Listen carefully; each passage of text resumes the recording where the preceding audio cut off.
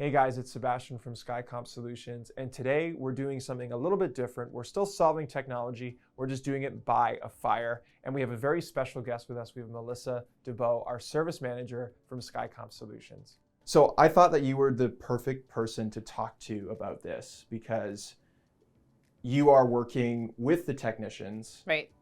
exclusively, right? Yes. You come over, you're on the leadership team, you come over, you speak with Serge a lot, and Morgan and John. Right. But your role is the service manager here. Yeah. And Skycomp hires people, and we have technicians here that really are good on the phone. And that's, I think, something that you look for in the interview process. Yeah, that's by design for sure. Yeah. And I think lots of other people who may be watching this have experienced an IT company that maybe doesn't speak on the phone a lot. Maybe they're behind the scenes more. Maybe they, are just using a ticket system, and if they have to, okay, I'll call the client and we'll sort it out that way. But why do you think IT people other than Skycomp go that direction? I'm just curious your thoughts on why a business would decide to go that way instead of talking to someone on the phone. I don't know. That's an interesting question. I think there's a lot of reasons why. One, maybe efficiency, right? Just they quickly fix the problem and don't reach out and have a conversation, and it could be faster. Right, because it does take time. Like technicians are chatting on the phone as we speak, right? They're on the phone speaking with people. So it would eat up hours in a ticket. The problem with that is that oftentimes the technician assumes what the issue is, and they're fixing what they think the problem is. And like one of our core values is no Band-Aid solutions. Right. And so part of the reason why we call the client is to have the questions and, kind of walk them through like, okay, I see your email's not working, but can you tell me, is this working? Is that working? Is this not working? And that helps them sort of actually narrow down. Then they can actually figure out what the issue is, and then they properly fix the issue as opposed to just quickly getting the email working. Right. But maybe the next day the same thing's going to happen again. And just reboot your computer. Correct. Right. So so part of the reason why you have that phone call is to have that opportunity to just ask the questions to make sure that we really understand what the problem is so we can fix it properly. That's a perfect description of why we do that here, because just going back, like all these companies, I don't know, I'm not going to name names of different companies because I don't know many IT companies in the Niagara region, but maybe they're doing the same things we are, maybe they're not. I just think that this way of picking up the phone, having that interpersonal conversation is so important. Right, absolutely. It's super important for us as a company to establish that client relationship. It's part of the interview process. Right. It's part of the hiring process even before they come in for an interview. If you apply for a job as a Skycomp technician, one of the things you have to do is you submit your resume and then you leave a voicemail. Oh, wow. And so we go that far. Absolutely. I did not realize that because my hiring was different. Of course, yeah. But that is so great that we're making them call in us. Call in, yeah. Even if Jamie's not there or someone's HR is not there to pick up the phone. Well, so the intention is for them to actually leave a voicemail, and there's a script they have to follow, and it's basically them pretending to call in to a client to say, so-and-so calling from Skycomp, and I hear you're having this issue, and please call me back. And so it's just to sort of get a gauge of how they can naturally do that. Right. And how then their voice sounds on the in phone. the interview process, we actually do a role play where they have to pretend they're on the phone, and John, our CIO, pretends to be the client, and he has like a real problem, and they have to sort of troubleshoot the problem like they would with a client on the phone. And and I've had a couple interactions, not many, with our technicians and my own personal problems in the office on my computer, and I'm always curious of what they're doing to maybe make a tutorial about it later or some, but the conversations that I've had with them are really great. And maybe I say, hey, what did you, like they took over my computer screen. Hey, what are you doing there? Right. And they'll answer and they'll give me details and whatever I kind of want to know about what they're doing. And That's so cool. And that kind of leads into my next thought and question is, so this requires a little bit of deeper thinking and emotional intelligence with working with clients, right? So how do you think our technicians, when they come in, do you think they start with this super high level of emotional intelligence, or do you think that it's kind of learned from other techs? Maybe like some people just come in probably and are really great and are great on the phone, but it's really challenging reading tone and voice. Right. Like these things, like when you think of an IT technician, you don't think of, oh, they're so emotionally intelligent. Right. It's just kind of a stereotype that which we don't want to follow these stereotypes, but it is one where, oh, the nerdy IT guy picking up the phone is not going to be great at introverted and not so social and doesn't want to put himself out there, doesn't want to give you the details because then he has to talk to you longer. He or she has to talk to you longer. So we have a few technicians that is out of their comfort zone. Okay. And and they will admit that they don't love talking to people in general. Yeah. But it is part of the requirements of the job here. And, we spend a lot of time coaching and we just push them out of their comfort zone and eventually they just get better at it. Right. And so that, it's kind of one of those things that the more you do it, the better you get at it. Right.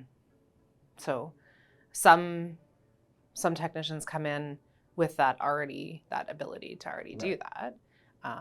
And some don't. I mean, there's introverts and extroverts in every industry, right? Yes. Right.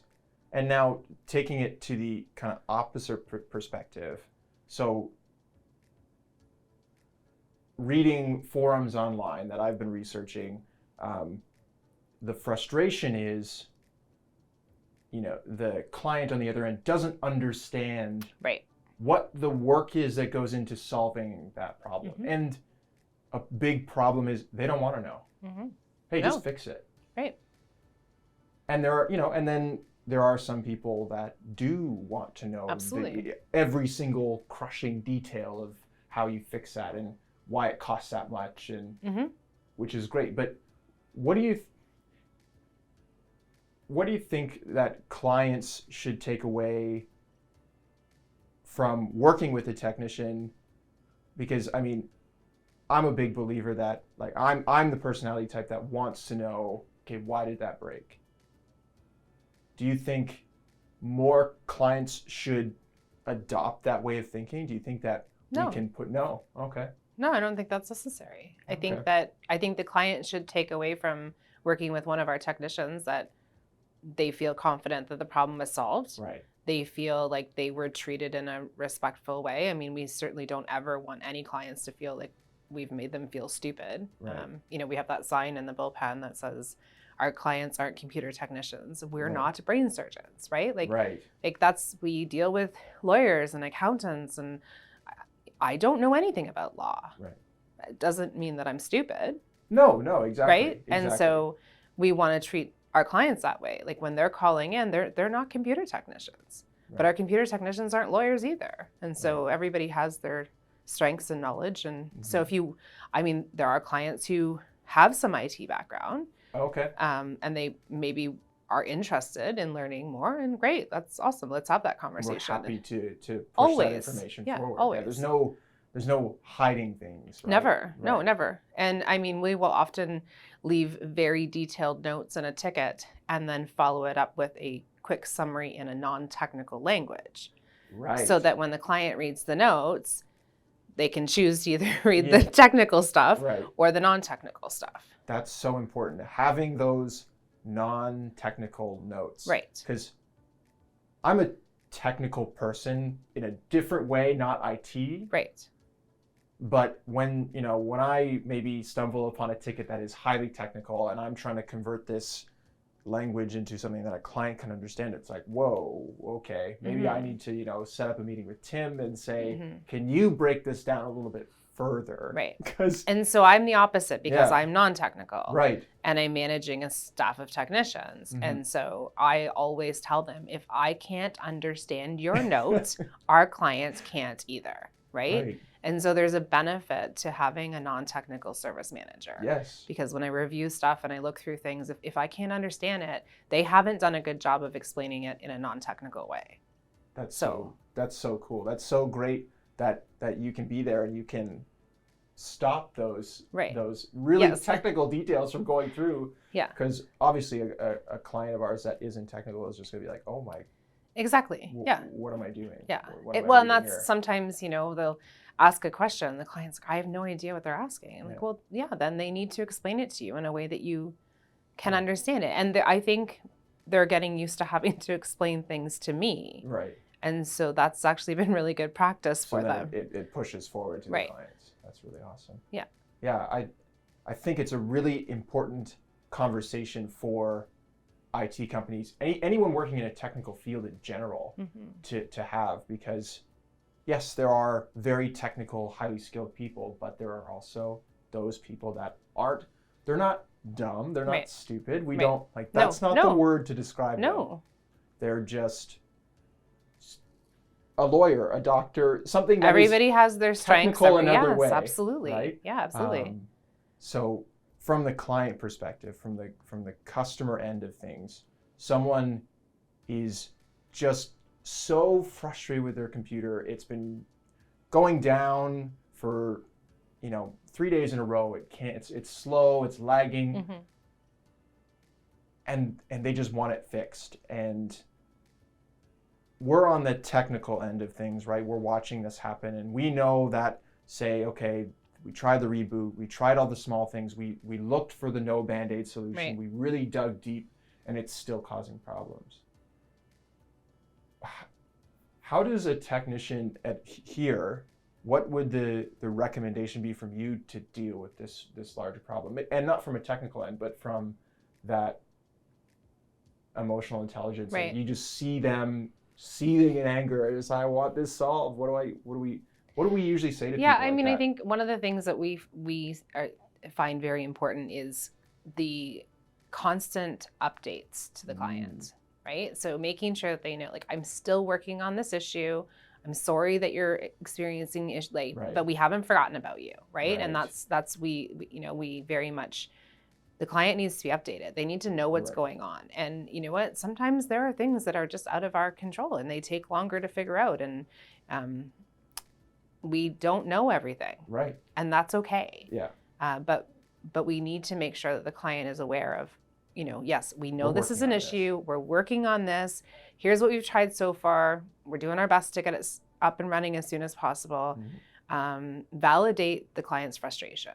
Right. That's super important. Right. Okay. Like, I understand that you're frustrated. I understand you can't do your job. I hear you. Yeah, absolutely. But right? Like, because, as someone who's non-technical, I've been on the other side of, I'm trying to get my work done. I have a presentation in half an hour, or I have a deadline to meet with a project or whatever, and my computer's not working. And I'm like, well, just somebody needs to fix this because I'm going to miss my deadline. Like, just fix it. And so you get that frustration. And if you've put in a ticket and you haven't heard back, and have they even looked at it? Do they even know what's going on? Like, how long is this going to take? Like, right? So again, it comes back to that communication. That is a huge. Clear, I've heard the term used, cone of silence. Yes. Right? Yeah. That's right. Leaving them in cone of silence. Right. Yeah. And I think we all know what it's been like to be on the other end of that. Of course, in any industry, I can. So frustrated. Exactly. Yes. So I think that's awesome that we do just, problem's not solved yet. Here's an update. Yeah. There you go. You can kind of relax a little bit. We got you. We're working on it. Right. So Serge loves car analogies, right? Yes. They're his favorite. Right. And so now I've started using them. I don't know if that's a good thing. Yeah. But I'm not a car mechanic. Right. I need my car. If my car is broken, I want it fixed. Right. I don't need them to tell me what they did at a high level. right? You know, they could, you had to replace your brakes. Okay, great, thank you. That's awesome. I need brakes to stop. Yeah. You replace them. Here's your money. Let's move on. Perfect. I don't need them to explain the steps and, you know, like. We move the brake pads out. Right. We put but antifreeze on it, whatever it was. That being said, my husband, who's very much into cars, would want to know and will sometimes say to me, well, what was wrong with your brakes? I don't know. I needed to replace brakes. He's like, well, was it pads? Was it routers? Was it? And I'm like, I don't know. It didn't matter to me. Right? It didn't matter to me, but it very much matters to him. Mm-hmm. And so if he had been there, he would have asked the questions and they would have said, well, actually, here's what we did. And so it's that same. It's finding out in your clients who those people are and giving them the information. Absolutely. And that comes from being that support partner as opposed to a support provider. We pride ourselves on building relationships with our clients, and our technicians get to know the people that are calling in, and and so they often build that relationship and start to know who wants more information, who doesn't, and that sort of stuff. So and they would feel like, something was weird with this ticket.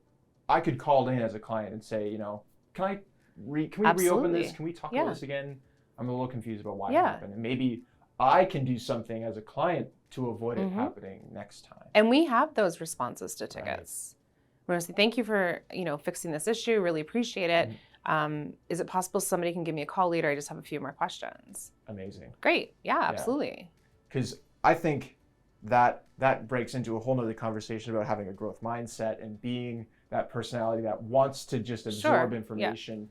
Yeah. And I personally relate a lot to that kind of personality, and I really enjoy those conversations with people that do want to learn. But there is the merit of just fix it. I have a presentation at 4:00. I need it. Yeah, absolutely. That's totally fine. So it was so cool to kind of unpack what actually goes on in the service department, and from a perspective of both sides. I think that was really important to open that up. Can you layers, Sebastian?